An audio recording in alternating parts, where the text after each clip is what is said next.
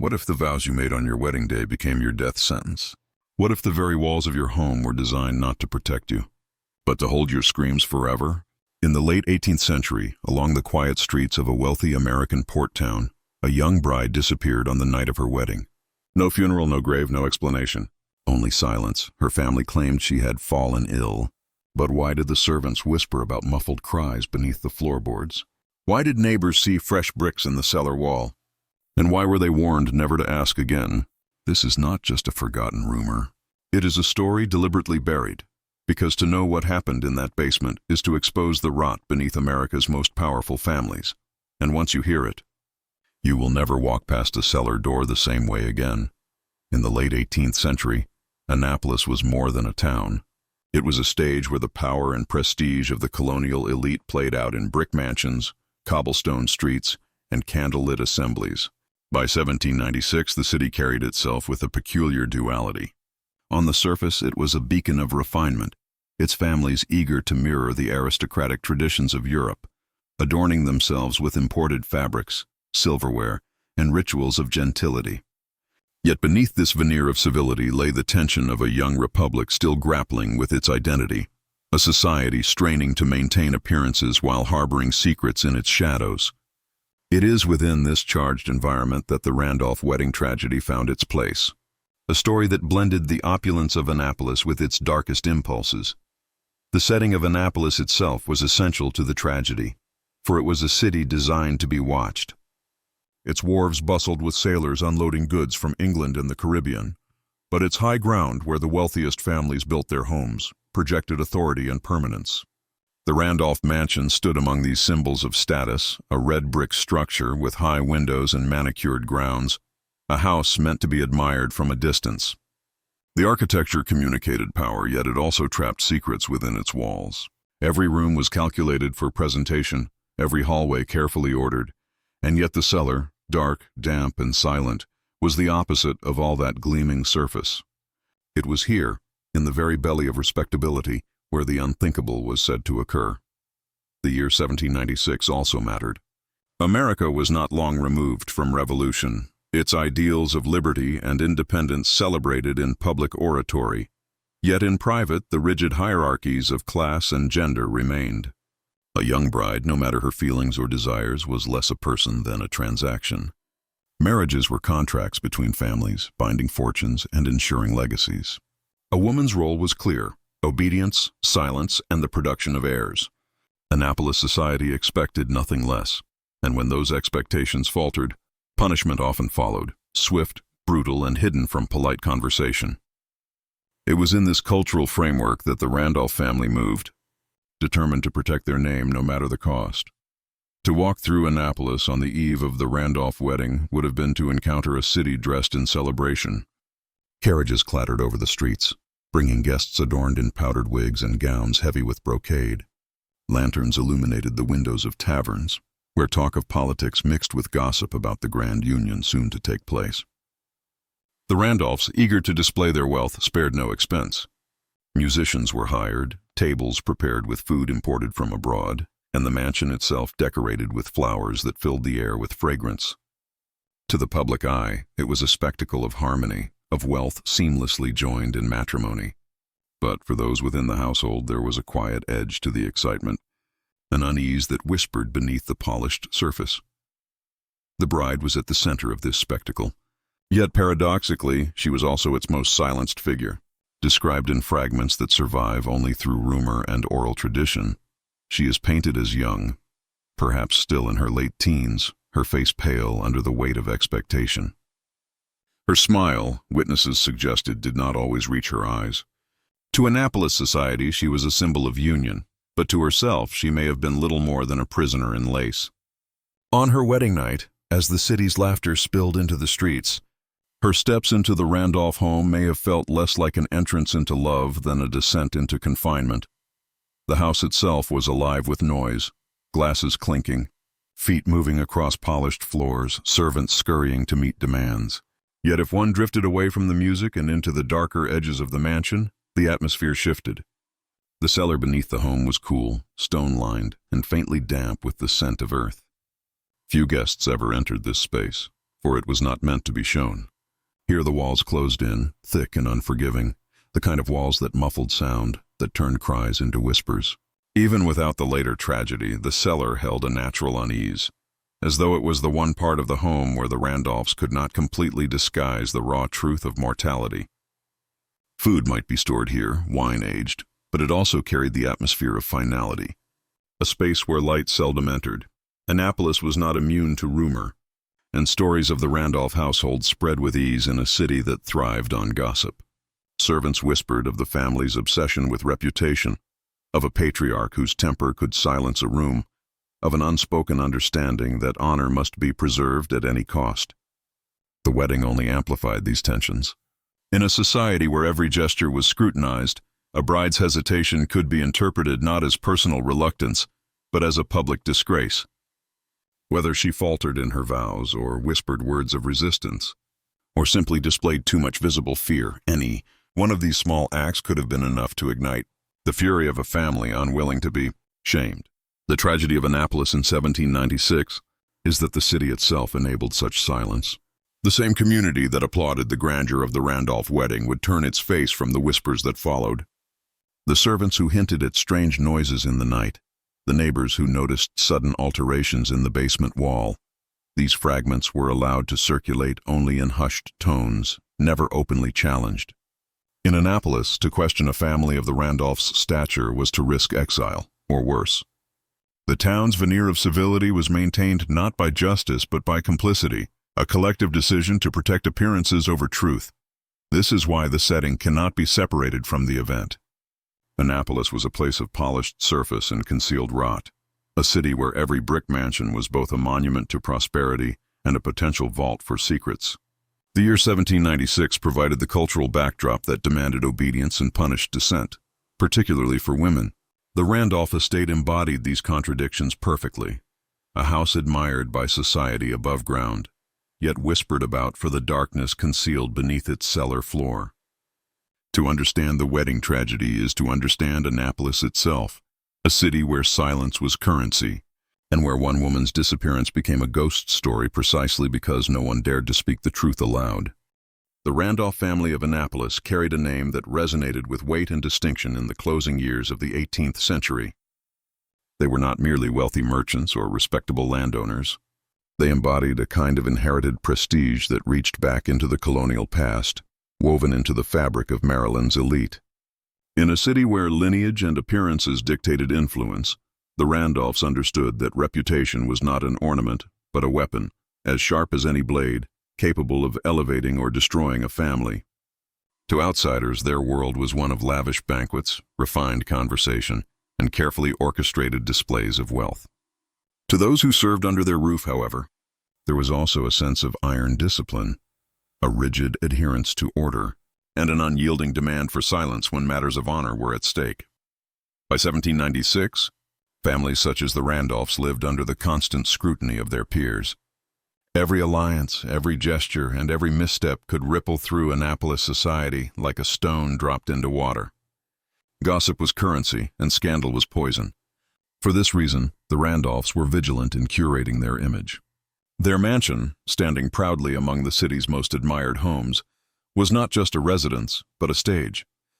Its rooms were dressed in imported finery, its halls echoed with the language of refinement, and its family members trained themselves in the performance of civility.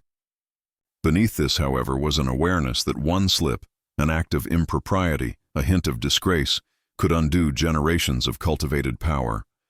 It was this fragile balance that made the tragedy of the Randolph wedding not just a family matter, but a silent war against shame.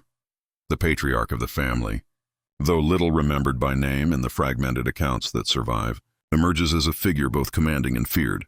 He was described in whispered recollections as a man who valued control above compassion, a guardian of the Randolph legacy who measured his worth by how his peers regarded his household.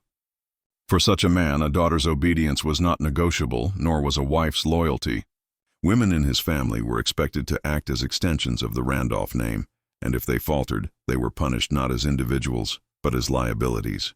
His word was law within the household, and that law was enforced with an unflinching hand. The wedding was, therefore, not a romantic union, but a calculated transaction. The groom selected for the Randolph bride was older, of solid wealth and stern demeanor, his presence tolerated rather than adored.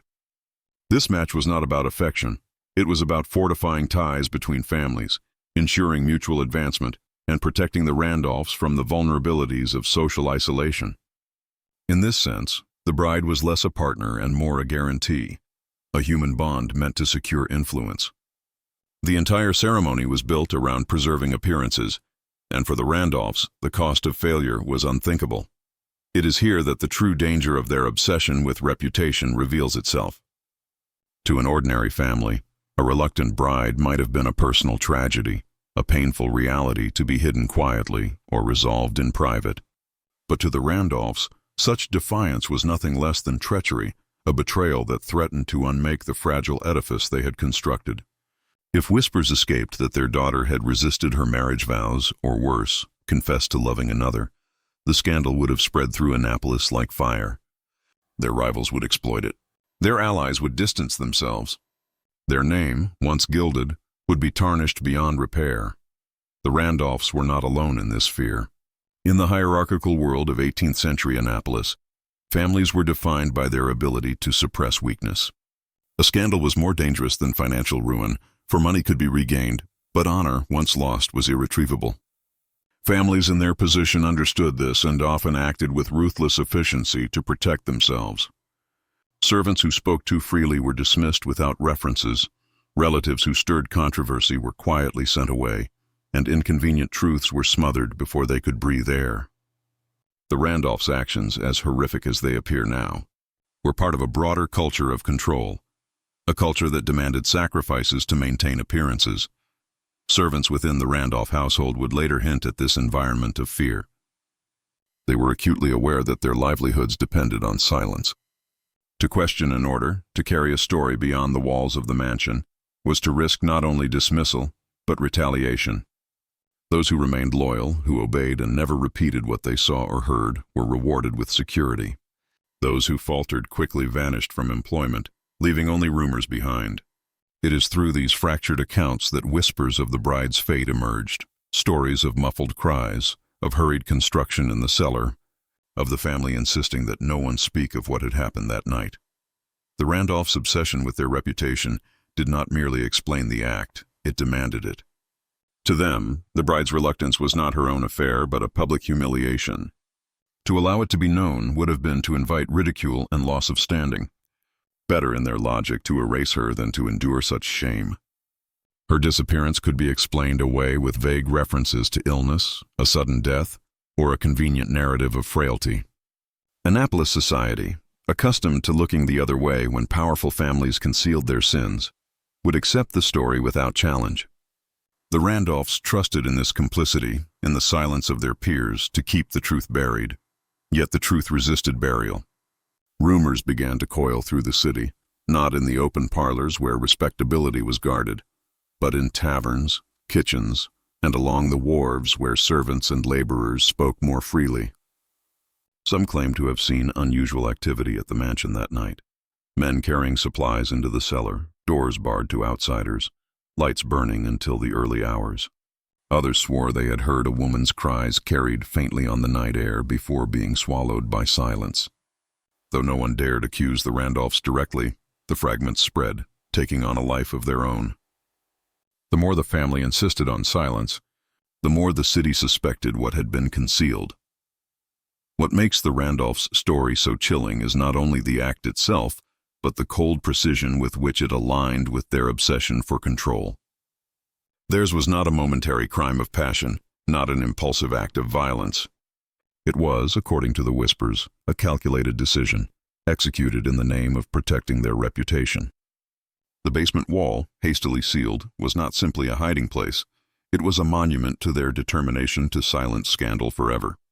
In doing so, they revealed the extreme lengths to which a family would go to preserve honor, and how that pursuit could consume even their own blood. To understand the Randolphs is to confront the darker side of social ambition in early America. They were not monsters in isolation, but products of a culture that demanded absolute conformity to reputation. Their wealth and influence gave them the power to act, but it was their fear of disgrace that drove them to extremes. In this sense, the tragedy of the Randolph bride was not merely a family's crime.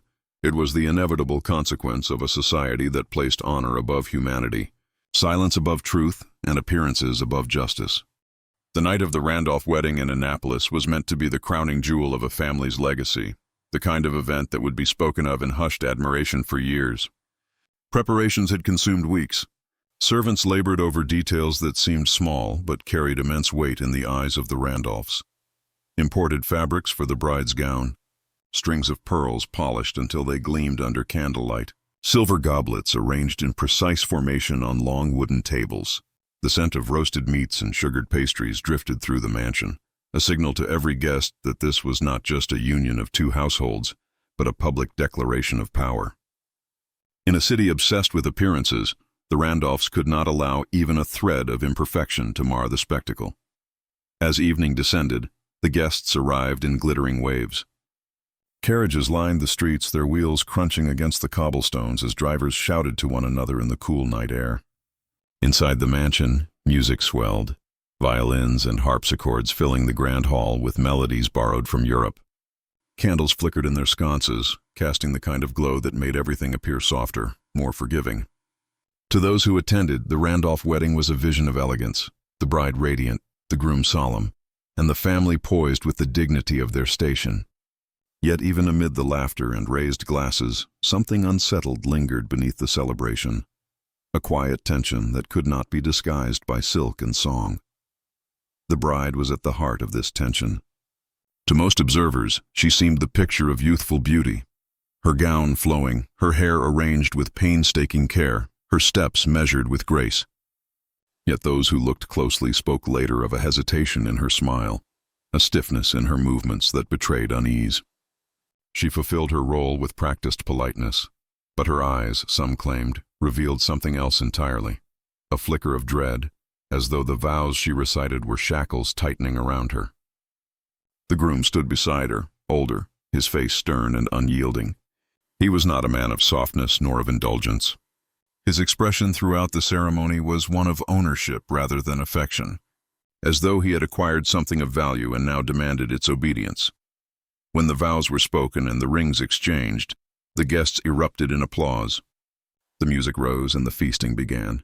But behind the grandeur, whispers stirred.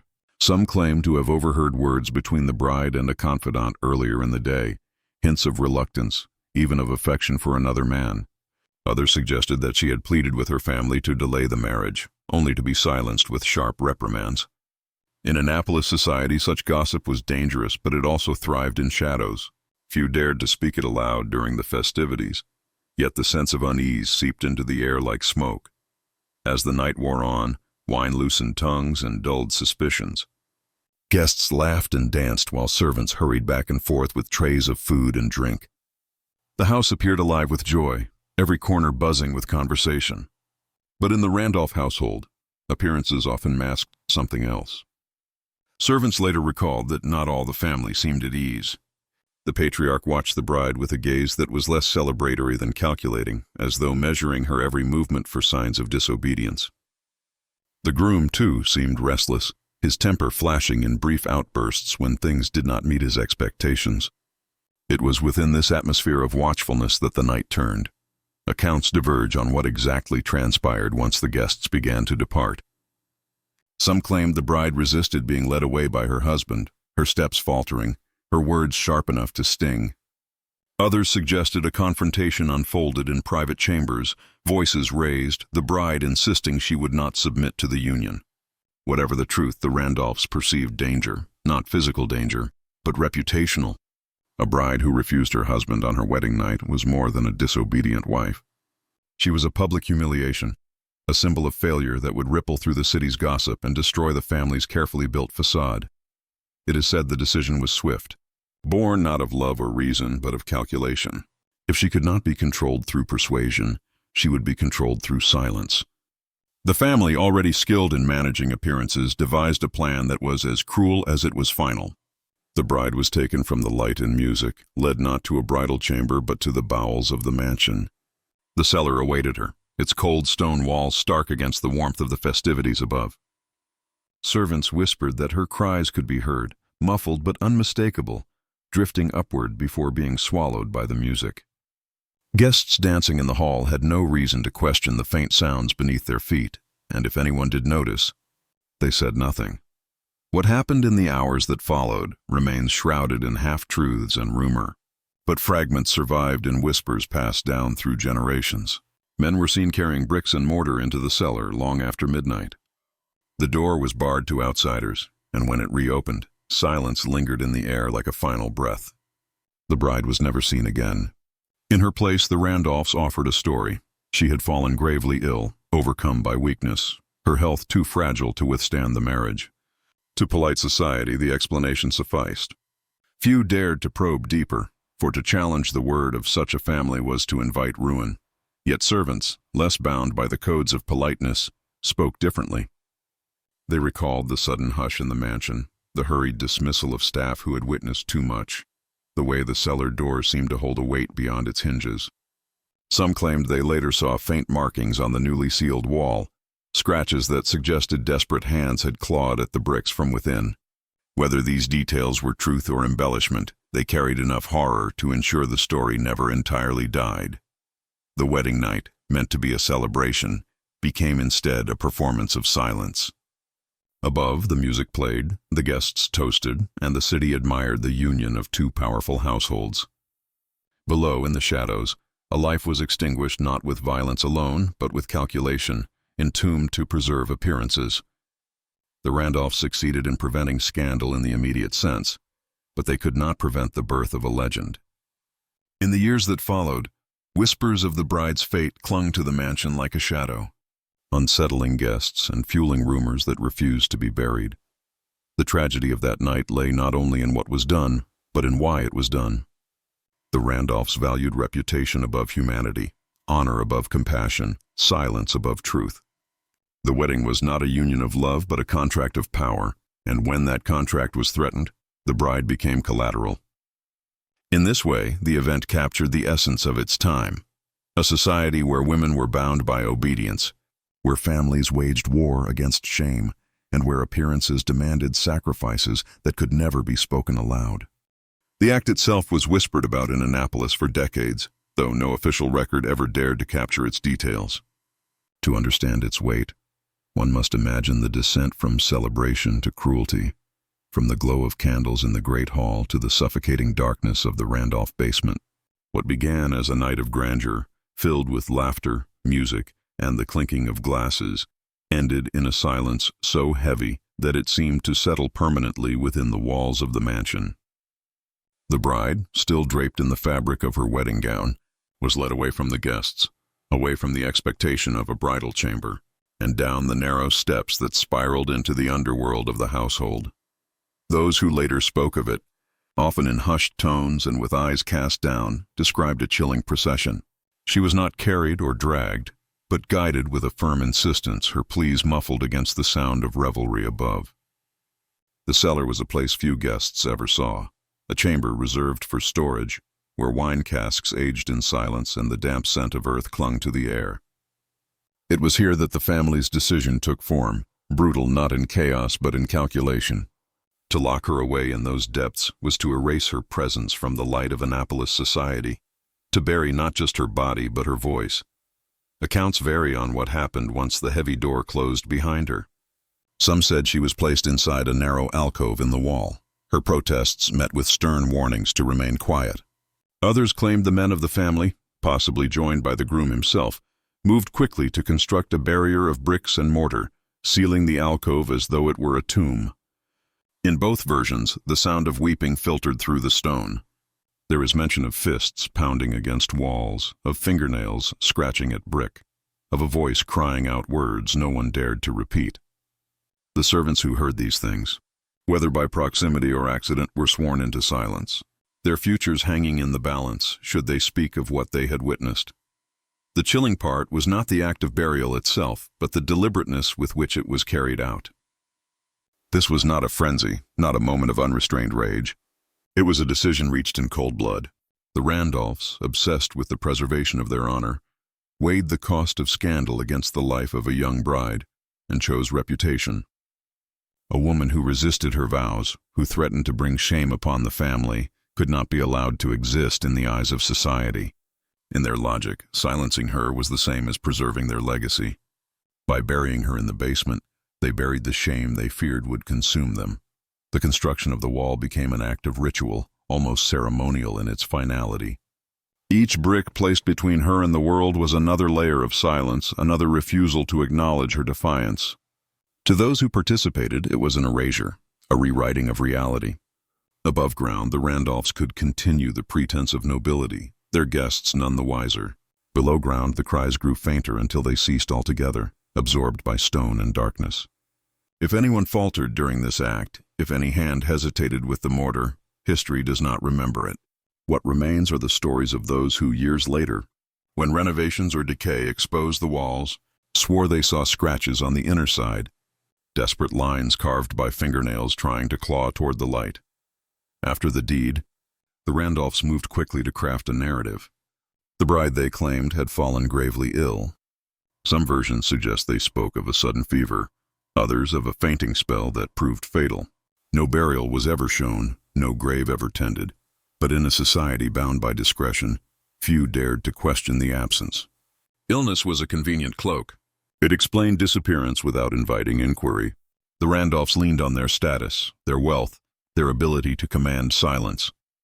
Guests who had celebrated only hours earlier accepted the story, unwilling to jeopardize their own reputations by probing too deeply. Annapolis, after all, was a city where silence was both expected and enforced, yet the servants carried memories they could not completely bury.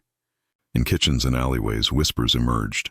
They spoke of the sound of bricks being stacked deep into the night, of the patriarch's voice ordering absolute secrecy, of the way the cellar door was bolted as if it concealed more than barrels of wine. These stories, fragmented and shifting with each retelling, formed the basis of a legend that would outlive the Randolphs themselves. For every official denial, for every polite silence, there was a servant's tale that reignited suspicion. And though these whispers lacked proof, they carried the weight of something raw and unexplainable. What made the act endure in memory was not only the horror of being buried alive, but the symbolism of the basement itself. The cellar was the antithesis of the grand hall above, a place where the light of chandeliers and music could not reach. To imprison the bride, there was to reduce her to silence both literally and figuratively. She became a ghost while still alive, cut off from the society she had been forced to enter, from the life she might have lived, from the very air she needed to survive. Her erasure was as much about power as it was about punishment. It told the servants who witnessed fragments of it, and perhaps even the groom's kin, that reputation would always outweigh humanity in the Randolph household. As the years passed, the story refused to die. Guests of later generations claimed to hear strange sounds when they visited the mansion, faint weeping that seemed to seep from the floorboards, sudden chills when they lingered near the cellar door. Workers repairing sections of the basement spoke of finding irregular brickwork, mortar that seemed hastily applied, patterns of scratching that no natural cause could explain. Whether these were true encounters or the inventions of fearful imaginations hardly mattered. They ensured the bride's presence lingered. The Randolph family may have succeeded in suppressing scandal in their time, but they could not suppress the birth of a legend that grew more powerful with every retelling. The cellar became more than just the site of a crime. It became a metaphor for the way power functioned in Annapolis society. Secrets were entombed, women's voices silenced, inconvenient truths buried so that appearances could stand unblemished. The Randolphs had demonstrated with brutal clarity that their honor was worth more than life itself, and in doing so, they left a wound in the collective memory of the city. Even as the mansion aged and the family's name faded from prominence, the whispers endured, carrying with them the image of a young bride sealed alive beneath the foundations of respectability. The wedding of Elizabeth Randolph should have been remembered as a tale of love sealed beneath candlelit chandeliers, a night when music echoed against brick walls and the scent of lavender floated across the parlor. Instead, whispers of that night drifted into something else, something darker. Among the people of Annapolis, stories persisted that Elizabeth was not only betrayed but deliberately silenced, her body hidden away beneath the house she was meant to call home. The suggestion was not merely of tragedy but of intent. Some believed her own husband, a man celebrated in the town for his charm and wealth, orchestrated her demise. Others claimed her family's secrets, tightly woven and heavily guarded, had demanded she be removed when she no longer served their purpose. Every theory pointed to betrayal, and every retelling suggested a hand guiding her fate. Neighbors recalled the days before the wedding as strange ones, filled with small cracks in what was meant to be a perfect union. Elizabeth, though smiling at public gatherings, was said to have been restless in private. Servants whispered that she paced her room at night, her voice low as if reciting prayers or speaking to someone unseen. Her letters, what few survived, revealed an unease cloaked in delicate phrasing. Words like uncertainty and the quiet eyes of strangers appeared between lines meant to speak of joy. More telling still was the account of a seamstress who fitted her gown. She claimed Elizabeth trembled as the final stitches were drawn, muttering, "It feels like a shroud, not a dress." Those around her dismissed such statements as bridal nerves, yet hindsight painted them with a chilling hue. The truth, many came to suspect, was that Elizabeth foresaw her fate but could do nothing to alter it. Some believed she had discovered something she was never meant to know, a family secret or a hidden pact, one that placed her life in danger the moment she became bound to the Randolph name. Others insisted her groom himself had grown cold in the days leading to the ceremony, his smile stiff, his touches perfunctory, as though some decision had already been made. The night of the wedding was remembered as a spectacle, lanterns strung across manicured lawns, carriages arriving one after another, the air thick with perfume and laughter. Beneath it all, however, an undercurrent of tension was said to have run. Several guests later spoke of arguments overheard in hushed corners, of Elizabeth's voice raised once, sharp and pleading, before being drowned by the music of a nearby quartet. Her mother, usually a stern figure, looked pale and withdrawn throughout the evening, and her brother, an ambitious young man entangled in politics, was seen drinking heavily, muttering about debts and obligations. When Elizabeth vanished after the festivities, explanations came quickly but never convincingly. Some claimed she had taken ill and withdrawn from sight, others that she had been spirited away to visit distant relatives. Yet these stories fell apart under scrutiny, leaving only silence where answers should have been. The servants who might have known more were either dismissed or left Annapolis soon after, vanishing into other households or towns. Those who remained offered only clipped responses, their eyes darting as if fearing reprisal. The notion of betrayal grew stronger as fragments of evidence emerged. A discarded ribbon, torn and dirt-stained, was found near the basement steps of the Randolph estate.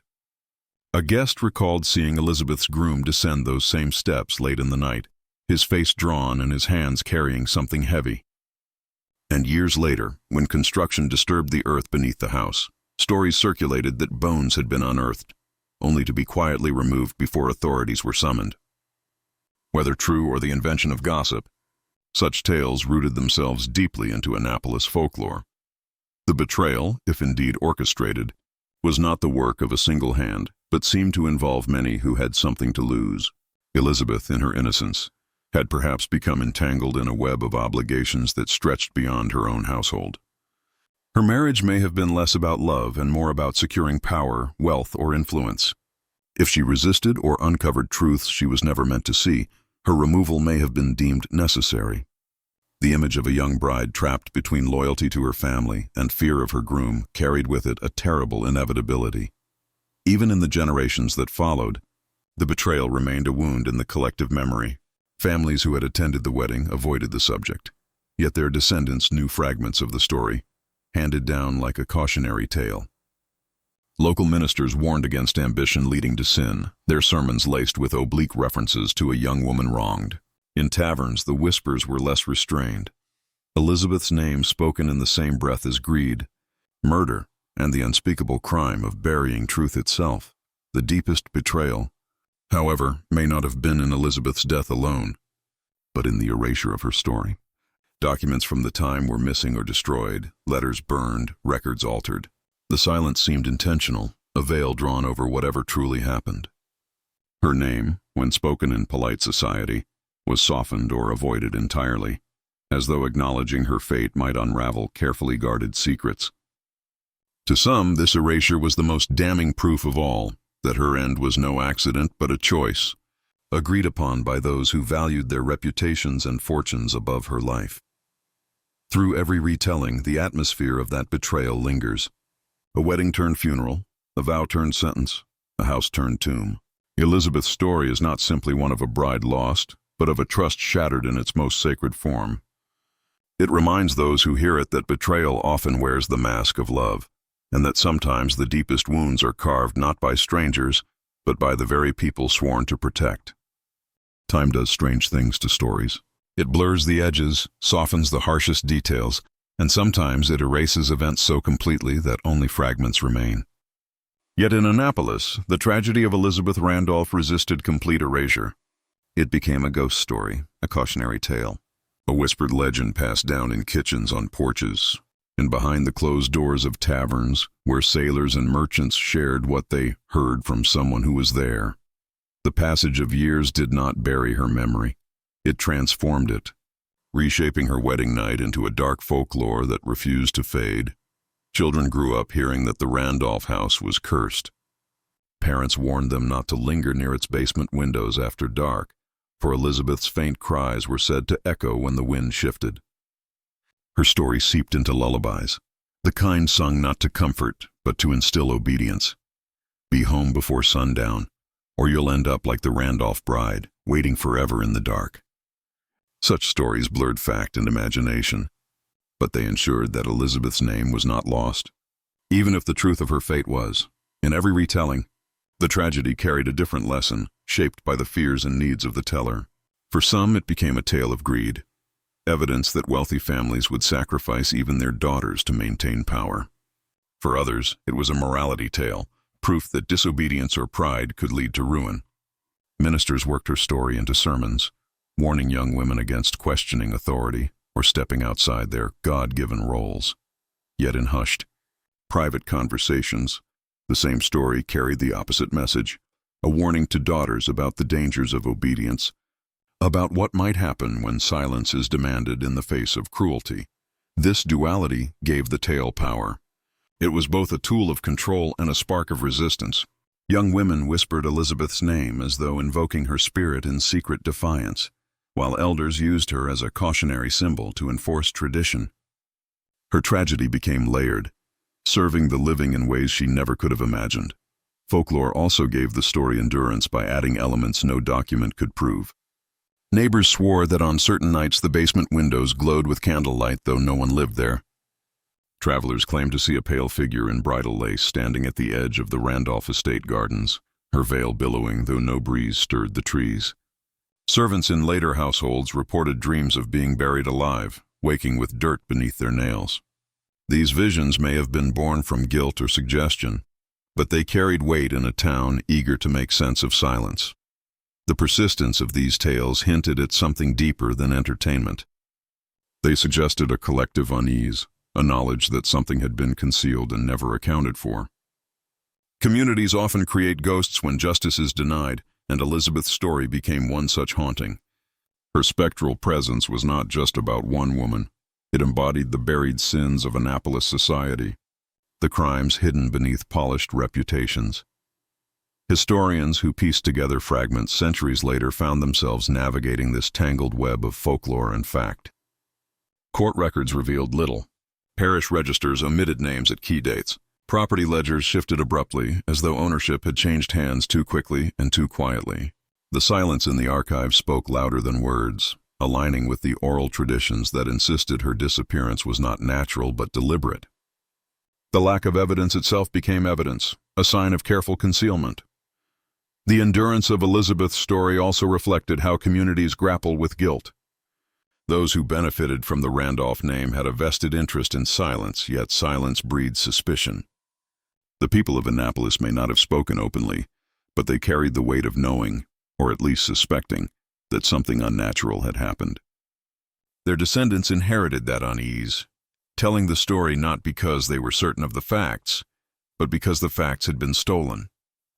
Folklore filled the void left by deliberate erasure. In time, Elizabeth's tragedy grew beyond Annapolis. Travelers recorded it in journals, weaving her into the larger tapestry of colonial ghost stories. Writers in the 19th century used her as inspiration for cautionary poems about doomed brides and treacherous families. Each retelling drifted further from the original events, yet each carried an echo of the same core: a woman silenced, a secret buried. That consistency hinted that, while the details may have blurred, the essence of betrayal remained too sharp to be forgotten. There were moments when the story nearly vanished. As the Randolph estate decayed and was eventually rebuilt, as generations passed and new tragedies claimed attention, Elizabeth's name could have dissolved into obscurity. Yet each time, something brought it back. An excavation rumor, a late-night sighting, a whispered confession from an old servant who could no longer bear the weight of silence. In this way, her memory functioned like the faint glow of embers buried beneath ash. It dimmed, but it never went out. For Annapolis, the endurance of the Randolph tragedy became part of its identity. Town guides would later hint at the story when leading curious visitors through colonial streets. Locals, half embarrassed and half proud, would share the tale of the buried bride as though it were both shameful and uniquely theirs. Even skeptics who scoffed at ghost stories found themselves acknowledging that something had happened. Something never fully explained. Something that left its mark. Folklore allowed Elizabeth to live on in ways official history denied her. While records erased her, the voices of ordinary people resurrected her again and again. Her name became a kind of resistance to forgetting, proof that no matter how carefully secrets are buried, communities will find ways to remember. And so, long after her body, if indeed it was hidden beneath stone and soil, turned to dust, her story walked the streets of Annapolis in whispers, shadows, and uneasy glances at the Randolph house. Her tragedy lingered not because it was solved, but because it was never resolved. And in that unresolved space, folklore thrived. Elizabeth's fate was not simply a piece of dark history.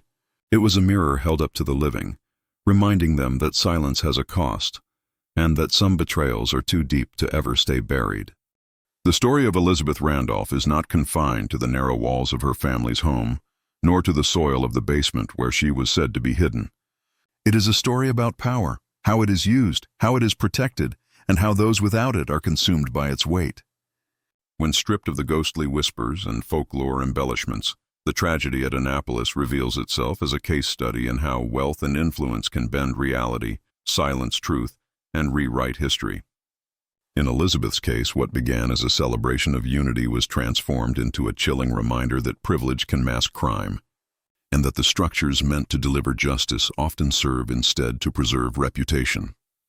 To understand the hidden truths behind her erasure, one must look not only at Elizabeth herself but at the society she lived in. Annapolis in 1796 was a city defined by hierarchy. The Randolph family was entrenched in wealth, political connections, and the appearance of refinement. Their influence stretched through courts, parishes, and merchant networks, giving them the power to dictate which truths were recorded and which were silenced. Elizabeth, though a Randolph by marriage, was still a woman, a position that left her vulnerable in a world that valued her, less for her individuality and more for the alliances she could secure. Her disappearance, if indeed orchestrated, reveals less about a single family quarrel and more about how entire systems colluded to maintain order. Even if that meant burying an inconvenient bride, the absence of records surrounding her fate is itself a telling artifact. Colonial and early American households documented births, deaths, and unions with obsessive regularity. Yet Elizabeth's trail seems to evaporate after the night of her wedding. A missing entry in a parish register, a burned letter, a ledger page removed. These silences were not accidents, but choices. Choices made by men who understood the value of narrative control. By ensuring there was no official account of what befell her, the Randolph circle preserved their own positions at the cost of obliterating her voice. And yet, obliteration was never complete. Fragments slipped through. The whispers of servants, the uneasy behavior of guests, the rumors of bones disturbed during later renovations.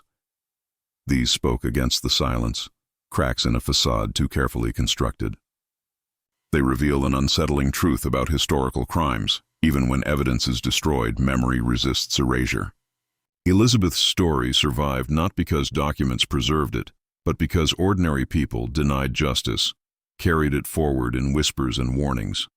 This persistence suggests that the secret surrounding her disappearance was not just local gossip, but a wound in the community's conscience. Some accounts suggest that Elizabeth herself may have stumbled onto a truth that sealed her fate. Theories range from discovering debts concealed by her family, to learning of an affair, to uncovering political dealings that would have jeopardized fortunes. Whatever the secret, it was large enough to warrant her removal, and small enough to be buried with her body. This balance, the scale of the hidden truth, explains why her story lingers. The betrayal was not merely personal, but systemic, tied to broader currents of wealth, ambition, and the fear of scandal. The Randolph tragedy also reflects a timeless pattern in how societies deal with inconvenient individuals. When someone threatens the carefully woven fabric of appearance, especially a woman with limited agency, she becomes expendable. Her silence protects the reputations of men, her erasure safeguards the continuation of wealth, and her suffering is reframed as a ghost story rather than a crime. This dynamic, repeated across centuries, is what makes Elizabeth's fate resonate beyond its time and place. She was not the only bride betrayed, nor the only woman written out of history, but she became one of the many faces of a pattern far older and darker. Even the transformation of her story into folklore serves as a revelation of truth. Ghost stories emerge not just from imagination, but from cultural trauma. A community invents spirits when it cannot resolve guilt. In Elizabeth's case, her ghost walks because her justice was never found. Her presence in tales of a glowing figure or muffled cries is not mere superstition. It is a manifestation of unhealed wounds. By telling her story as legend, the people of Annapolis ensured that the Randolph family's silence did not erase her completely. The ghost became her testimony, her only defense against total disappearance. Historians who later examined the fragments noted how the Randolph case exemplified the machinery of concealment. Documents were not simply lost, they were curated. The people most capable of speaking were silenced by dependence or fear. Wealth insulated suspects from scrutiny. This machinery is not unique to Annapolis. It is the same system seen across history, where power dictates which stories are remembered and which are buried. The hidden truth, then, is not only Elizabeth's fate, but the broader reality that history is not an objective record, but a battlefield of memory, where the strong shape narrative and the weak are erased. The persistence of her tale also speaks to a human need for moral balance. Communities cannot bear the weight of secrets forever. Even when courts fail and records lie, people create their own justice through memory. Elizabeth's story endured not because it was officially sanctioned, but because people could not let it go. Her name became shorthand for betrayal, her ghost a reminder that silence was complicity. In this way, the hidden truth lives not only in the question of who buried her, but in the recognition that her community itself was complicit by allowing wealth and status to stifle justice. Perhaps the most chilling truth hidden within her erasure is this: Elizabeth Randolph was not exceptional. She was part of a wider tapestry of women whose lives were expendable when weighed against ambition, reputation, or family power. Her story is remembered because folklore gave it wings, but countless others vanished without a whisper. This realization magnifies the weight of her tragedy. It stands as both a personal story and a symbol of countless unnamed silences in history. The Randolph wedding tragedy reminds us that what is hidden often matters more than what is preserved. The records may tell us little, but the omissions themselves scream. Elizabeth's story forces us to look at the spaces between facts, at the silences that were engineered, and to recognize that history is as much about what is left unsaid as what is written. It is in those silences that the darkest truths hide, waiting for those willing to listen to whispers that refuse to die. If you've stayed with us through the haunting silence of Annapolis, you now know why the Randolph wedding was never just a tale of lost love. It was a story of power, betrayal, and secrets buried beneath the floorboards of history. Elizabeth Randolph's name was nearly erased, her life written out by those who feared the truth. And yet her story endures because people like you refuse to let silence win. Every time her name is spoken, every time her story is retold, the veil is lifted a little more. But this is only one of many forbidden histories, one of countless hidden tragedies buried in archives, whispered in folklore and silenced by those in power. Here on this channel, we uncover the stories you were never meant to hear, the ones that force us to question what we think we know about the past. If you want to journey deeper into these shadows with us, make sure to subscribe right now. Hit that notification bell so you never miss the next dark story waiting to surface. And if this tale of betrayal, secrecy, and silence unsettled you, if it made you think differently about how history is written, leave us a comment below. Tell us what you believe really happened that night in 1796. Was Elizabeth's fate sealed by her family, her groom, or something even darker hidden in the halls of power? Your voice matters here, because together we make sure the silenced are never truly forgotten.